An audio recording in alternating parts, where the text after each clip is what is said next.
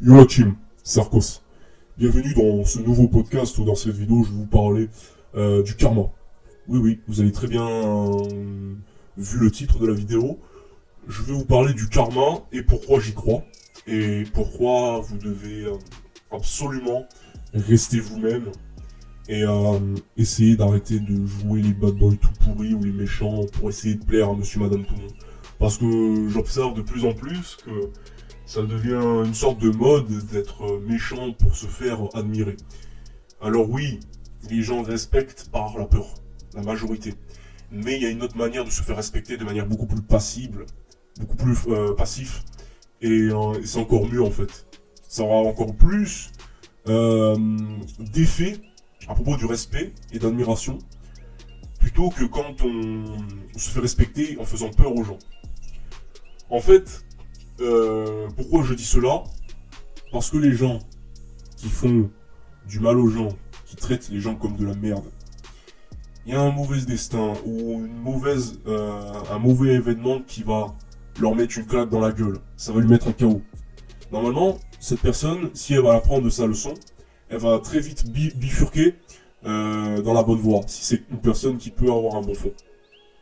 Mais pour les personnes qui s'enrichissent sur les autres en les écrasant, en les utilisant, en les exploitant, comme on m'a fait.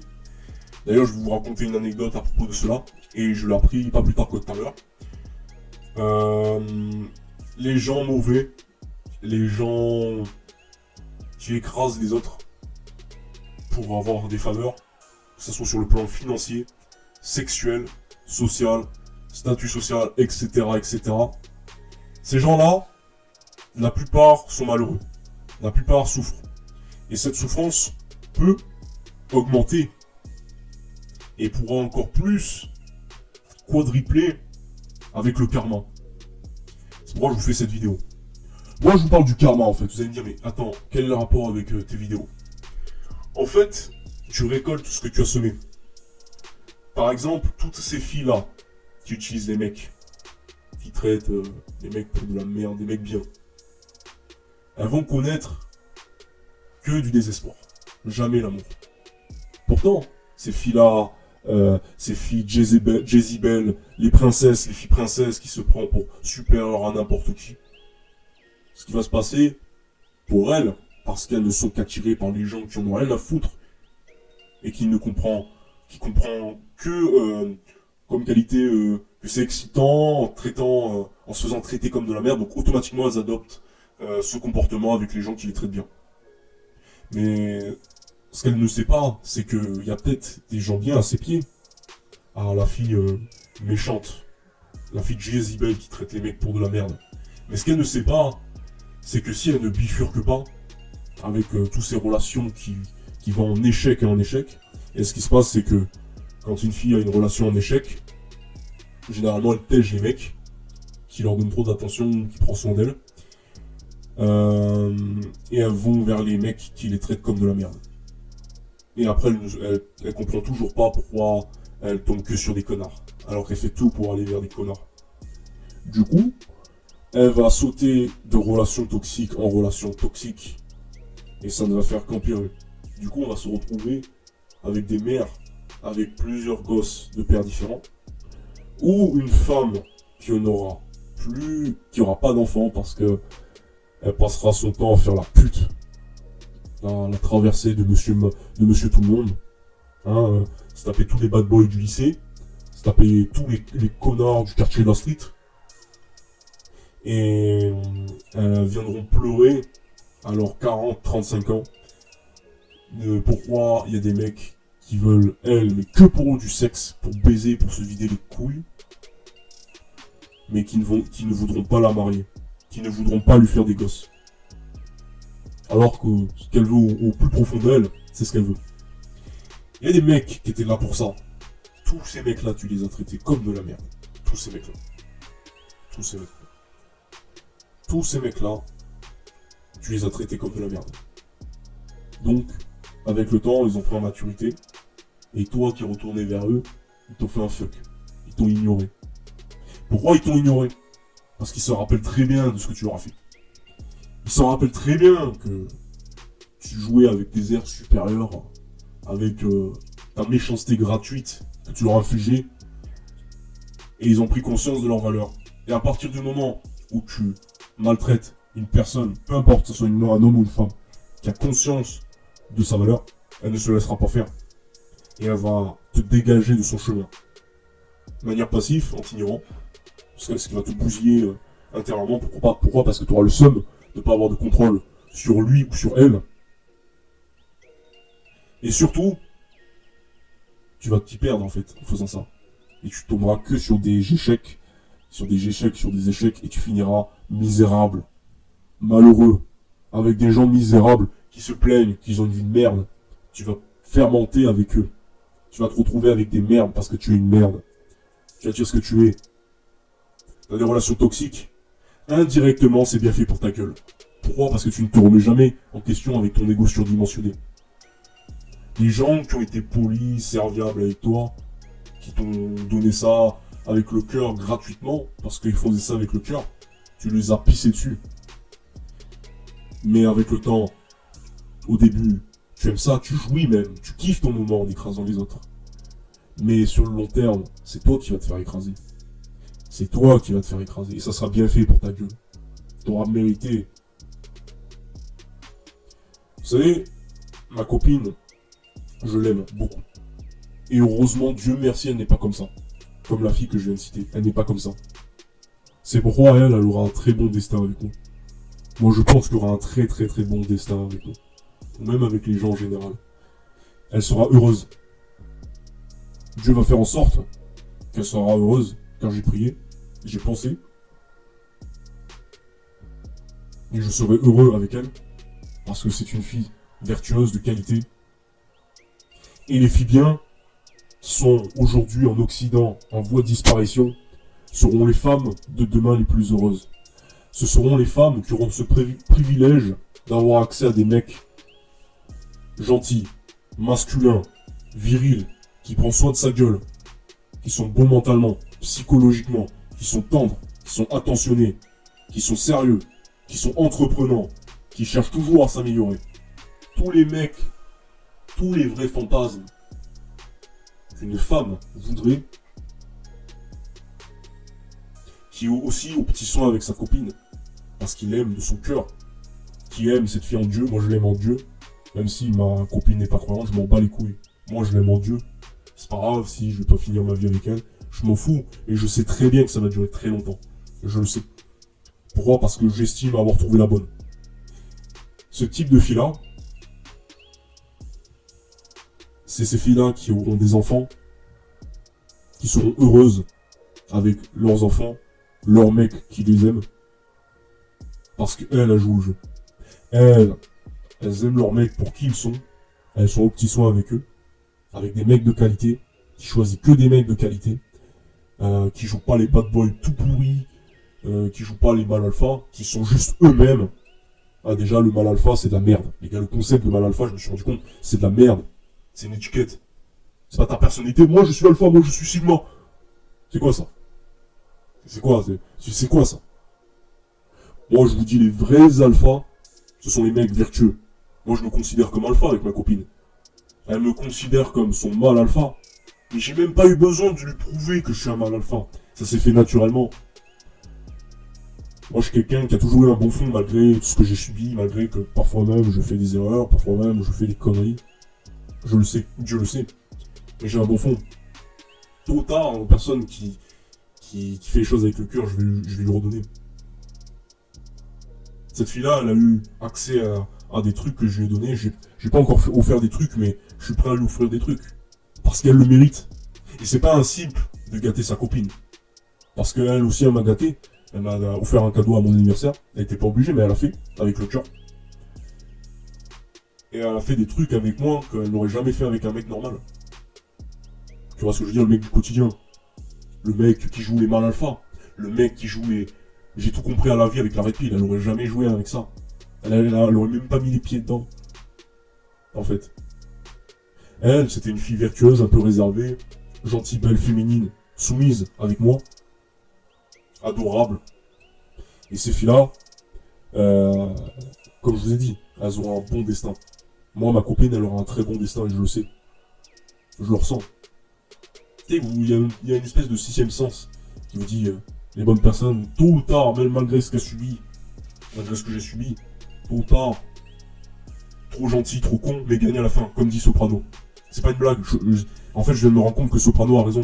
Qui dit que gentil mais con, mais gagne à la fin. Pourquoi? Parce que Dieu te réserve une récompense. Il va réserver les meilleures personnes pour toi, qui vont éveiller ton cœur, ta flamme intérieure, qui vont te perfectionner, te bonifier. Je sais pas comment vous expliquer ça. Les gens vont penser que je suis un cible, mais j'en ai rien à foutre.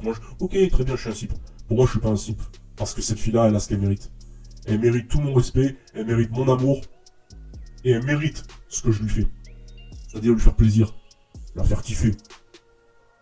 Et moi, je mérite cette fille-là. Elle prend soin d'elle, moi je prends soin de moi, elle sent bon. Quand elle voit, elle fait en sorte de se mettre en valeur pour moi. Alors elle avait l'habitude de le faire. Mais quand elle n'oublie pas les détails que j'aime chez elle. Et justement, elle fait en sorte, parce qu'être en couple avec une fille qui prend pas soin d'elle, qui met pas de parfum, qui met pas, qui se coupe pas les ongles, c'est une fille qui t'aime pas. Qui lui dit, je sais pas, mets-toi du vernis blanc sur les pieds ou sur les mains, ou coupe-toi un peu les ongles, ou fais-toi telle coupe pour que tu sois plus belle. Alors, elle peut dire non, mais elle va prendre en compte ces petits détails pour se perfectionner, se rendre beaucoup plus belle, pour te satisfaire, pour te faire kiffer. Et c'est ce qu'elle fait ma copine. Et elle mérite totalement mon corps que j'ai bossé avec la musculation. Je suis pas le plus beau, attention, je suis pas le plus fort non plus. Je suis pas le mec le plus sain, mais j'ai un bon fond. Et cette meuf-là qui a un bon fond me mérite. Et je mérite cette meuf. C'est pourquoi Dieu a fait en sorte de nous attirer. Comme je vous dis. Mais, je ferme la bonne parenthèse avec amour. D'ailleurs, je vais la revoir très bientôt, assez fréquemment. Et elle va passer un très bon moment. Peu importe ce qu'on fait, elle n'est jamais ennuyée. Et elle kiffe ça et j'adore ça. Voilà. Maintenant, pour ce qui est des personnes mauvaises, elles attireront toujours les mauvaises personnes. Le karma, les gars. Tu attires ce que tu es. C'est pas pour rien. Tout à l'heure, le père de ma copine m'a offert un verre avec son frère et ma copine. Et en fait, moi, je voulais leur payer un verre. Moi, je vous dis, je serais prêt à claquer 30 euros. J'étais prêt à claquer 30-40 euros pour leur offrir un petit truc à manger. Ils m'ont fait non, non, non, pas du tout, non, non. Tu vois, mais ils étaient contents, tu vois, que je leur ai fait la proposition. J'en ai rien à foutre, j'avais l'intention de le faire. Je dis, ça me dérange pas, moi, de payer, ça me dérange pas. Ça me dérange pas de faire plaisir aux gens. Moi, j'ai dit, je vous remercie, franchement, c'est cool et tout. J'ai passé un très beau moment. Mais j'ai rencontré une connaissance avec qui j'avais travaillé dans mon emploi, dans lequel j'ai pas été pris, où je me suis fait exploiter, traité comme de la merde, par un chef qui traite ses employés comme de la merde. Bah tu sais ce qui s'est passé? Vous savez ce qui s'est passé? Il y a tout le monde qui a quitté l'entreprise. Pratiquement tout le monde. De leur propre gré. Ils mettent plus les pieds là-bas. D'après ce qu'il m'a dit le serveur, qui est mon pote, il m'a dit ouais, alors t'as travaillé cet été? J'ai dit non, j'ai pas été pris. Je me suis fait exploiter. Il m'a dit putain. Moi aussi, je comprends tout à fait ton ressentiment. Et il m'a dit, tu sais, les gens de son entreprise, ils ont pas duré longtemps. Hein. Ils ont démissionné. C'est pas le chef qui les a dégagés. C'est les employés qui ont dit, allez, monsieur, je vous emmerde, monsieur le chef, vous prenez pour de la merde. Je démissionne, j'en ai rien à foutre. Je démissionne. Voilà. Résultat, je pense, ça s'est passé, il a perdu beaucoup d'argent. Maintenant, pour ce serveur, qui est, je suis content pour lui qu'il a trouvé un meilleur restaurant où il est mieux traité. Et il préfère travailler dans le restaurant où je l'ai croisé, plutôt qu'avant, où j'ai travaillé avec lui. Du coup, je remets plus jamais les pieds dans l'entreprise du chef qui m'a exploité. Et pas mal de gens ne remettront plus les pieds là-bas. Et c'est mérité. C'est mérité pour ce connard là qui m'a exploité. Ou ce connard qui exploite les gens, qui les traite comme de la merde. C'est bien mérité. C'est bien fait pour sa gueule. Le karma, les gars. Tu traites les gens comme de la merde, ils partent et ils vont te laisser crever. Et le jour où tu auras besoin d'eux, ils vont plus se rappeler de toi. Ils vont se rappeler de tout ce que tu leur as fait de mal. Et ça va te poursuivre jusqu'à les restants de ta vie, si tu changes pas. Si tu es quelqu'un qui veut écraser, utiliser les autres, en leur faisant du mal, en les traitant comme de la merde, le jour où tu auras besoin d'eux, ils vont se dire, mais non, non, non, non, arrête de rêver. Alors que si tu es vertueux avec les gens, même si tu vas tomber sur des gens qui vont te prendre pour un con, mais quand tu vas tomber sur les bonnes personnes, ces personnes vont se rappeler tout le bien que tu leur as fait. Et le jour où tu arriveras à un truc, tu seras dans la merde, et ils vont te tendre la main, ils vont t'héberger avec eux pendant quelques temps. Ah oui, tu vas pas éternellement vivre chez eux quand même. Ah oui, hein. Mais en ayant de fortes relations, parce que tu leur as donné des trucs avec le cœur. Ces gens-là, des gens bien, de vertueux, ils vont te donner ce que tu mérites. Parce que tu leur as donné, en fait. Tu les as aidés. Tu as été là pour eux. Donc pour ces gens vertueux, ils seront là pour toi. A l'inverse, tu traites les gens comme de la merde, il va t'arriver ce que tu mérites. La même chose. Indirectement comme directement. Ça peut arriver dans... Le karma peut arriver, il peut prendre du temps à arriver. Soit il peut t'arriver le lendemain, tu perds ton entreprise parce que tout le monde démissionne. Pour ce fameux chef, entre guillemets, que je vous ai dit. Parce qu'il traitait ses employés comme de la merde. Ou même les apprentis, tout ça, qui, comme moi, qui s'en fait utiliser. Le karma. Soit ça arrive au bout d'une semaine, 2 semaines, 1 mois, 6 mois, 1 an, etc., etc. Tôt ou tard, le karma va te tomber sur la gueule. Plus ou moins fort. Et ça sera bien fait pour toi. Tu vas traiter les gens comme de la merde, tu mérites ce que tu mérites. Tu as un bon fond, tu traites les gens bien. Dieu va faire en sorte de les attirer vers toi, ça prendra du temps comme le karma. Mais ça prendra le bon destin. La récompense va venir vers toi. Et tu vas être encore plus impressionné de la surprise. Parce que tu t'y attendras pas et tu vas kiffer en fait. La vie c'est rempli de souffrance, mais aussi d'instants de plaisir, en fait, de plénitude, de bien-être. Et tu attires ce que tu mérites. Même si les épreuves te font souffrir, même si t'es une bonne personne, tu vas souffrir. Pourquoi? Parce que les épreuves de la vie vont te forger, vont te rendre plus puissant, vont te rendre beaucoup plus mature. Ça va t'apprendre à faire la part des choses, comme c'est passé pour moi.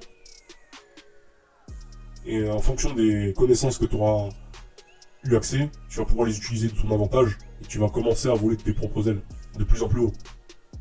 Jusqu'à t'élever avec des personnes les plus vertueux possibles. Comme en fait aller au paradis. Le paradis c'est cher. Avant d'aller au paradis, il faut être une personne vertueuse de bon fond. Tu n'es pas parfait dans le bien. Personne n'est parfait. Tout le monde a péché sur terre. Même moi j'ai péché. Tout le monde. Et ceux qui le reconnaissent seront... Comment dire préservés par Dieu. Par Jésus. Par notre Seigneur. Je vous parle autant que croyants. Mais croyants, pas croyants, ça va être la même chose pour vous. C'est la même chose. C'est la même chose. Tu attireras les personnes que tu mérites. Tu attireras les événements que tu mérites.